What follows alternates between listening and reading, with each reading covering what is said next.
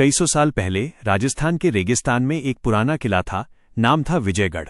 किला अब खंडहर हो चुका था, लेकिन लोग कहते थे कि उसकी सबसे ऊंची मीनार में एक कमरा है जहां समय खुद रुक जाता है। कोई वहां जाता तो सालों बाद भी वैसा ही लौटता, लेकिन कोई भी उस कमरे तक नहीं पहुंच पाता था। रास्ते में भूत प्रेत, भूल भुलैया और रेत के तूफान आ जाते थे। आज की कहानी का नायक है करण। करण जयपुर का एक साधारण नौजवान था, पेशे से घड़ीसाज। उसके दादा भी घड़ीसाज थे और पिता भी। करण को घड़ियां बहुत पसंद थीं। वो मानता था कि समय सबसे कीमती चीज है, लेकिन करण की जिंदगी में समय बहुत तेज भाग रहा था। उसकी मंगेतर नेहा एक भयानक बीमारी से जूझ रही थी। डॉक्टरों ने कहा था बस 6 महीने का समय बचा है। दवाइयां बेकार थीं। करण रात दिन रोता और सोचता, काश मैं नेहा को और समय दे पाता। एक दिन करण के पास एक बूढ़ा आदमी आया। उसने एक टूटी हुई पुरानी घड़ी दी और कहा, इसे ठीक कर दो बेटा, ये साधारण घड़ी नहीं है, ये विजयगढ़ की है। करण ने घड़ी ठीक की। जब उसने चलाई तो घड़ी के अंदर से एक छोटा सा कागज निकला। उस पर लिखा था, जो समय चुराना चाहे विजयगढ़ की मीनार में आए, लेकिन याद रहे समय चोरी करने की कीमत बहुत भारी होती है। करण हैरान रह गया। उसने बूढ़े से पूछा, लेकिन बूढ़ा गायब हो चुका था। करण को लगा शायद ये नेहा को बचाने का रास्ता है। उसने फैसला किया वो विजयगढ़ जाएगा और समय चुराएगा। करण अकेला रेगिस्तान में निकल पड़ा। रास्ते में रेत के भयानक तूफान आए। उसे भूख प्यास सताई। एक रात उसे सपने में नेहा आई और बोली, करण मत जाओ, ये खतरनाक है। लेकिन करण नहीं रुका। आखिरकार 7 दिन बाद वो विजयगढ़ पहुंचा। किले के अंदर अंधेरा था, सीढ़ियां टूटी हुईं। करण ऊपर चढ़ता गया। रास्ते में उसे अजीब अजीब आवाजें सुनाई दीं, किसी के रोने की, किसी के हंसने की। एक जगह उसे एक आईना मिला।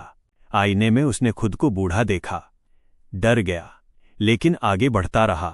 आखिरकार वो सबसे ऊंची मीनार के कमरे में पहुंचा। कमरे के बीच में एक बड़ा सा घड़ा रखा था। घड़े के ऊपर एक पुरानी घड़ी लटक रही थी, लेकिन उसमें कोई सुई नहीं थी। कमरे में चारों तरफ रेत बिखरी थी और दीवारों पर अजीब निशान बने थे।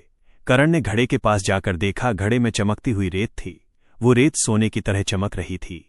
करण समझ गया यही समय है, हर दाना एक पल का। उसने हाथ डाला और मुट्ठी भर रेत निकाली। जैसे ही निकाली, उसकी जेब में वो रेत पत्थर जैसी सख्त हो गई। तभी कमरे में एक आवाज गूंजी, समय चोर, क्या ले जाओगे और क्या दोगे? करण डर गया। उसने चारों तरफ देखा। सामने एक छाया प्रकट हुई। वो था समय का रखवाला, एक लंबा काला लिबास वाला आदमी, जिसके चेहरे की जगह सिर्फ घड़ी थी। घड़ी की सुइयां तेज तेज घूम रही थीं। रखवाले ने कहा, समय चोरी करने की कीमत है। जितना समय तुम लेना चाहो उतना अपना देना पड़ेगा। करण बोला, मैं अपनी मंगेतर के लिए समय चाहता हूं। वो मरने वाली है, उसे 10 साल और चाहिए। रखवाले ने हंसते हुए कहा, 10 साल? ठीक है, लेकिन बदले में तुम्हारे 10 साल मुझे चाहिए। तुम्हारी उम्र से कट जाएंगे। करण सोच में पड़ गया। अगर वो 10 साल देगा तो वो खुद कमजोर हो जाएगा, लेकिन नेहा के लिए वो तैयार था। बोला, ले लो। रखवाला मुस्कुराया। उसने करण की मुट्ठी से वो रेत के दाने ले लिए और घड़ी में डाल दिए। करण को अचानक कमजोरी महसूस हुई। उसके बालों में सफेदी आ गई, लेकिन जेब में 10 चमकते पत्थर थे, हर पत्थर 1 साल का। करण खुश था। वो वापस जयपुर लौटा। नेहा को एक पत्थर दिया। जैसे ही नेहा ने छुआ, उसकी बीमारी गायब हो गई। वो बिल्कुल स्वस्थ हो गई। दोनों बहुत खुश हुए, शादी कर ली। लेकिन कहानी यहीं खत्म नहीं होती। धीरे धीरे करण बूढ़ा होने लगा। 10 साल पहले ही उसने दे दिए थे। नेहा जवान और खुश थी, लेकिन करण अब चलने फिरने में तकलीफ महसूस करने लगा। नेहा को पता चला कि करण ने क्या किया। वो रोने लगी, बोली, तुमने अपनी जिंदगी मेरे लिए कुर्बान कर दी। करण मुस्कुराया, प्यार में यही तो होता है। लेकिन नेहा मानने को तैयार नहीं थी।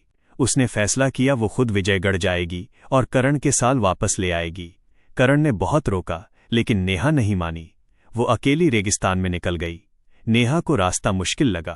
तूफान आए, भटक गई, लेकिन आखिरकार विजयगढ़ पहुंची। वो भी उसी कमरे में गई।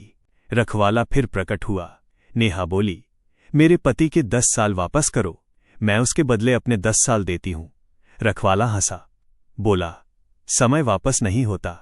जो चोरी हो गया, लेकिन एक रास्ता है। अगर तुम दोनों साथ आओ और अपना सबसे कीमती समय मुझे दे दो, वो पल जो तुमने साथ बिताए, तो मैं करण के साल वापस कर दूंगा। नेहा समझ गई। सबसे कीमती समय मतलब उनकी शादी के बाद के खुशहाल पल। अगर वो दे देंगी तो उनकी यादें मिट जाएंगी, वो दोनों एक दूसरे को भूल जाएंगे। नेहा रो पड़ी, लेकिन करण के लिए वो तैयार थी। उसने हाँ कह दी। अगले दिन करण को अचानक ताकत महसूस हुई। उसके बाल काले हो गए, वो जवान हो गया। लेकिन उसे नेहा याद नहीं रही।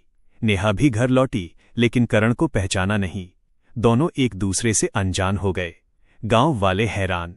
दोनों अलग अलग रहने लगे। लेकिन किस्मत को कुछ और मंजूर था।